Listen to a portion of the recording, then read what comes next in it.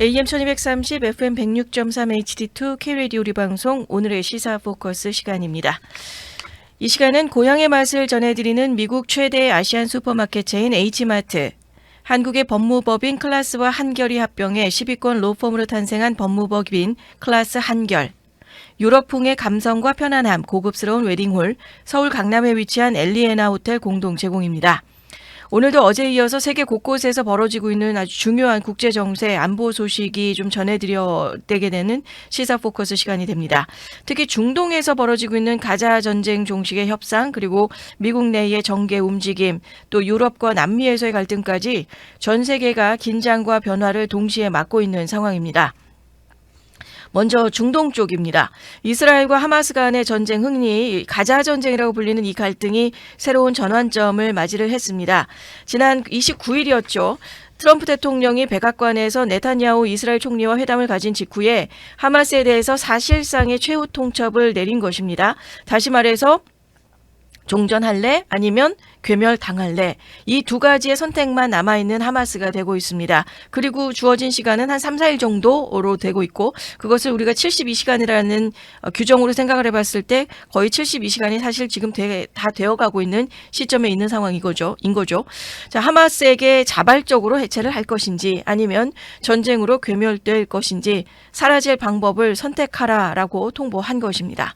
만약에 하마스가 이 방안을 수용하면 72시간 내에 모든 인질, 사망자와 시신을 포함한 모든 인질을 송환을 하고 이어서 이스라엘군의 단계적인 철수, 또 하마스의 군사 능력을 해체하고 가자 지구의 비무장화, 땅굴 파괴를 포함하고 있는 내용이 됩니다. 그리고 국제안보기구와 또 가자 자치경찰로의 치안 전환 등이 순차적으로 이루어지는 20 평화 포인트까지도 그 플래닝 안에 발표가 된 내용이 있었죠. 그래서 가자 평화를 위한 20개 항의 계획, 이른바 20 포인트 플랜까지도 공개가 됐습니다. 거기에서 핵심 조건은 4가지입니다. 제일 먼저가 하마스의 완전 해체입니다. 근데 이 해체라는 게 그냥 종전에서 해체를 할까 아니면 전쟁을 통해서 괴멸을 당할까, 이 2가지의 옵션밖에 없는 것이죠. 자, 그리고 두 번째가 모든 인질의 즉각적인 석방입니다. 지금까지도 남아있는 인질들이 거의 한 50여 명이 지금 남아있는 상태가 되고 있고, 인질을 모두 다 이제 72시간이라는 시간 안에 석방을 하라라고 통보를 지금 한 것이고, 또 가자 지구의 비무장화, 그리고 제3자 통치, 그 국제 복구를 좀 지원하는 모습까지 같이 좀 살펴보게 됩니다. 즉 하마스가 스스로 권력을 내려놓는다면 국제사회가 그 재건을 돕겠지만, 거부한다면 이스라엘의 하마스에 향한 괴멸전을 전폭 지원하겠다는 뜻을 담고 있고요. 선택지는 2가지뿐이라는 메시지입니다. 스스로 해체할 것인가 아니면 전쟁으로 사라질 것인가, 그 2개밖에 없습니다. 특히 이번에 발언이 나온 시점이 굉장히 중요한 거죠. 시점이 그 2023년 10월 7일에 하마스가 이스라엘을 기습 공격하면서 민간인을 포함한 1,200여 명이 목숨을 잃고 240여 명이 인질로 끌려간 사건이 발발한 지 정확히 2년째 되는 날 이게 발표가 된 것이라는 겁니다. 그리고 이스라엘의 네타냐후 총리 역시 이 계획을 환영을 했고, 이 평화안이 이스라엘이 전쟁의 목표로 삼아왔었던 5가지 원칙을 모두 충족하고 있고 하마스의 즉각적인 수용을 촉구했습니다. 하지만 문제는 하마스의 반응입니다. 현재 카타르를 통해서 평화한 내용을 전달받은 하마스는 성실히 검토하겠다라고 발표를 했지만 실제 수용 가능성이 낮다는 전망이 우세합니다. 그 이유는 명확합니다. 이는 곧 지금까지 하마스가 쥐고 있었던 모든 권력을 포기하라는 요구이고, 자신의 손으로 포기를 할래 아니면 그냥 외부의 힘으로 인해서 포기를 당할래라고 하는 그 상황밖에 안 되는 것이기 때문에 이것을 이제 하마스가 성실히 검토하겠다라는 표현을 하기는 했지만 그게 직접적으로 현실로 다가올지 이걸 지켜보게 되는 관전 포인트가 우리가 있게 되는 것이죠. 자, 국제사회가 굉장히 반응이 흥미롭습니다. 요르단이나 아랍에미리트, 그리고 사우디아라비아, 이집트 등의 주요 아랍 국가들이 이 내용에 대해서 일제히 환영 입장을 밝혔고, 팔레스타인 자치정부 역시 지지 의사를 나타냈습니다. 그리고 특히 주목할 국가는 여기에서 카타르가 됩니다. 현재 하마스와 직접 대화가 가능한 몇 안 되는 나라가 바로 카타르인데, 최근에 이스라엘이 도하를 공습하면서 양국 간에, 그러니까 이스라엘과 카타르 간의 긴장이 고조되어 있는 상황에서 네타냐후 총리가 결국은 카타르 총리에게 트럼프 대통령을 만난 이후에 전화를 걸어서 사과를 하게 됐었죠. CNN은 이것을 두고 카타르를 중재자로 끌어들이기 위한 불가피한 조치였다라고 분석하고 있습니다. 카타르를 이번 평화한 구상에 끌어들이기 위해서는 네타냐후의 사과가 필요했다라고 분석하고 있고, 현재 하마스, 미국, 이스라엘과 모두 직접 소통이 가능한 나라는 카타르뿐이기 때문입니다. 그래서 카타르의 역할성이 굉장히 중요하다는 점이 강조가 되고 있고, 자, 그 이후에 이제 공은 하마스에게 있다라고 트럼프 대통령이 못 박았습니다. 즉 아랍권 대부분도 지금 이 내용을 공유하고 있고 동의하고 있고 국제사회도 환영하고 있는 상황에서 하마스가 이것을 거부를 한다면 이는 곧 국제적인 고립을 자초하는 결과로 이어질 것이라는 강력한 압박이 되기 때문입니다. 전문가들은 이번 제안이 단순한 평화한 제시를 넘어서서 하마스의 정치적인 정당성을 박탈하기 위한 수순이다라고 해석을 하고 있습니다. 자, 여기에 그 20개의 가자 평화안의 주요 내용을 보면 제일 먼저는 전쟁 종식이 되는 거죠. 즉각 휴전이나 종전, 72시간 내에 인질과 포로 교환이 되고, 또 하마스의 해체라고 하는 주요 내용 가운데서는 무기나 땅굴 등의 군사 인프라를 파괴하고 하마스의 평화 공존에 서약을 하게 되면 하마스를 사면하겠다 하는 내용도 함께 담고 있습니다. 그리고 과도 정부가 수립이 되는 거죠. 트럼프 대통령이 의장으로서 평화위원회 관리를 감독하고 또 가자 지구의 과도 행정부를 설치를 하고 또 미국과 유럽, 아랍을 주도하고 있는 임시 안정군을 창설을 해서 과도 정부를 수립하겠다는 플래닝도 있고요. 제시가 됐고, 거기에서 더 롱텀에 긴 시간으로 보면 가자 지구를 재건하는 프로젝트 안에서 유엔과 구호를 제기하면서 인프라를 복구하고 또 이스라엘의 가자 지구의 점령 합병을 좀 배제한 내용들까지 해서 20개의 내용들을 우리가 다시금 좀 브리프하게 살펴보게 됩니다. 자, 이렇게 중동 지역도 있지만 이 시선을 우리가 또 남미로 돌려볼 필요도 있습니다. 베네수엘라가 미국의 침공 가능성에 대비를 해서 전국 동원령을 선포를 했습니다. 마두로 대통령이 공공서비스와 석유산업을 전부 군에 귀속하는 법안에 서명을 한 것이죠. 베네수엘라는 현재 석유 산업 자체를 국부로 지금 활용을 하고 있습니다. 그런데 이렇게 그 석유 산업 자체를 전체적인 그 나라 차원에서 하고 있었던 산업을 전부 군에 귀속하겠다. 이거는 결국 마두로 대통령을 군이 목숨을 걸고라도 마두로라는 이 사람 나를 지켜달라라고 하는 내용으로 우리가 해석을 할 수가 있겠고요. 단순한 방어 조치라기보다는 정권의 마두로 정권의 생존을 위해서 군과의 결속 강화로 해석이 되고 있다는 점입니다. 흥미로운 점은 이번 작전의 주관이 국방부, 미국에서의 국방부가 아니었고 전쟁부가 아니고 이제 전쟁부라고 불러야 되겠죠. 자, 그리고 이게 그동안 작전을 했었던 그 주관은 국토안보부였다는 사실입니다. 미국은 이번 개입이 대마약 작전으로 규정을 하고 있기 때문에 국토안보부가 개입이 되어 있는 상황이고요.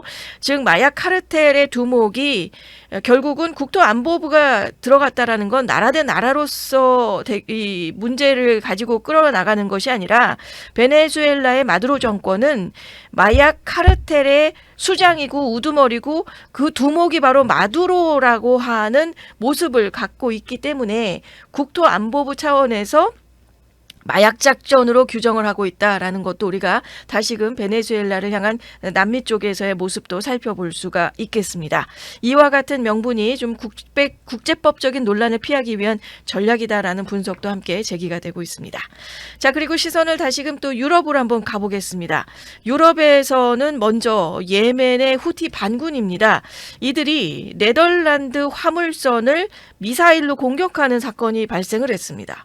다행히 이 선박이 굉장히 사이즈가 커가지고 침몰 위기를 피하기는 했지만 2명의 부상자가 발생을 해서 국제 해상 안보에 대한 우려가 커지고 있습니다. 후티 반군이 또 유럽 안에서의 네덜란드 화물선을 공격하는 사건이 좀 발생을 한 부분이 있게 되고요. 두 번째는 이탈리아입니다. 이탈리아는 현재 그 극좌 성향의 항만 노조가 이스라엘과의 거래 중단을 요구하면서 주요 항구에서 파업에 돌입한 상태입니다. 이것이 단순한 노동운동을 넘어서서 정치적인 압력 수단으로 작용을 하고 있는데 이탈리아는 이탈리아 정부 자체가 지금 현재는 좀 약간 유럽에서의 좀 결을 달리하면서 그 극우 성향의 정권으로 그 총리가 자리를 하고 있는 부분이 있기 때문에 이 안에서 이탈리아 내부 안에서의 문제로서 항구에서 파업에 돌입하고 이스라엘과 거래 중단을 요구하고 있는 모습이지만 글쎄요, 이탈리아 안에서의 좀 극우 정권과 또 어떤 식의 모습이 대치가 될지 이것을 우리가 유럽의 시선으로서도 한번 지켜보면서 바라봐야 되는 내용이 되고 있고요. 또 한 가지는 덴마크입니다. 덴마크가 최근에 정체불명의 드론이 영공을 침범하는 사건이 지금 잇따르고 있고 덴마크 정부가 예비군을 긴급 소집했습니다.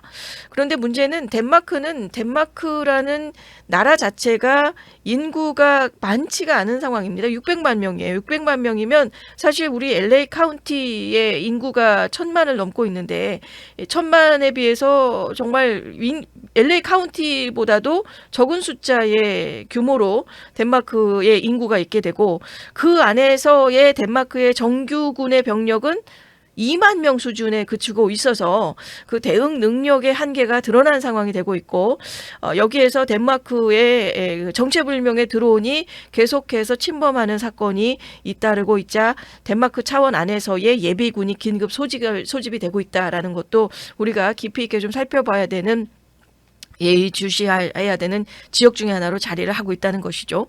한편 유럽연합이 러시아 외교관의 이동을 제한하는 조치를 준비 중에 있습니다. 셴겐 협정에 따라서 국경 통행이 자유롭지만 러시아 외교관만큼은 잠정적인 스파이로 간주하겠다라는 강경 메시지를 유럽연합 차원에서 지금도 보여주고 있는 모습도 있다는 것입니다. 자, 그러면서 끝으로 우크라이나 소식 쪽도 한번 바라보겠습니다. 우크라이나 외무장관이 최근 트럼프 대통령이 장거리 타격 승인을 언급한 것을 인용을 하면서 토마호크 타격 승인에 대해서도 언급이 되어 있었죠.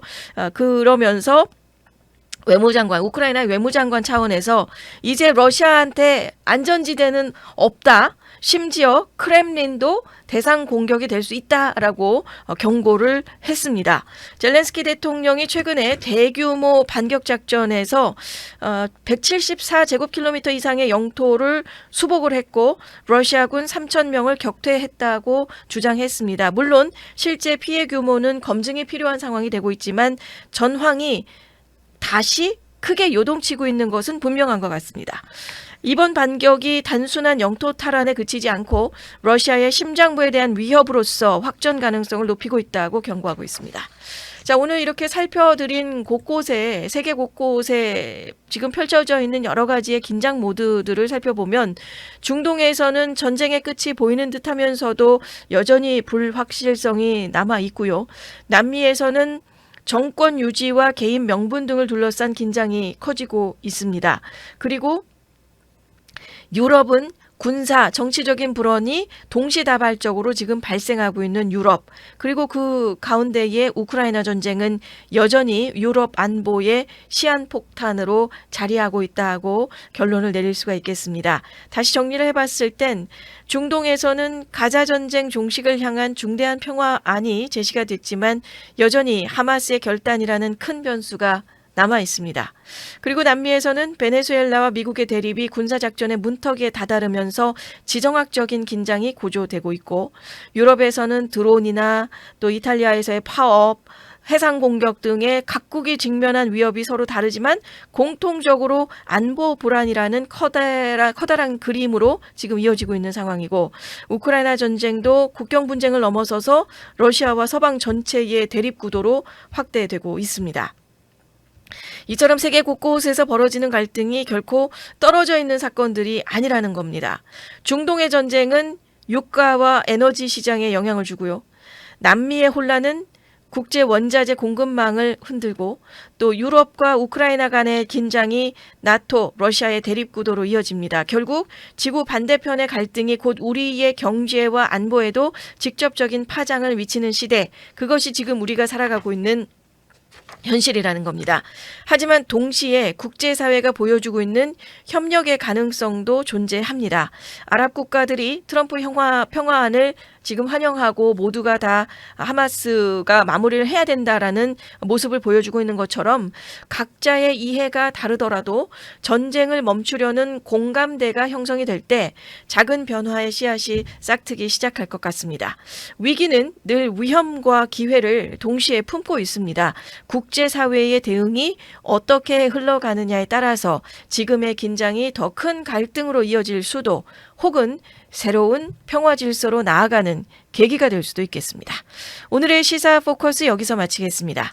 고향의 맛을 전해드리는 미국 최대 아시안 슈퍼마켓 체인 H마트, 한국의 법무법인 클라스와 한결이 합병해 10위권 로펌으로 탄생한 법무법인 클라스 한결, 유럽풍의 감성과 편안함, 고급스러운 웨딩홀, 서울 강남에 위치한 엘리에나 호텔 공동 제공이었습니다.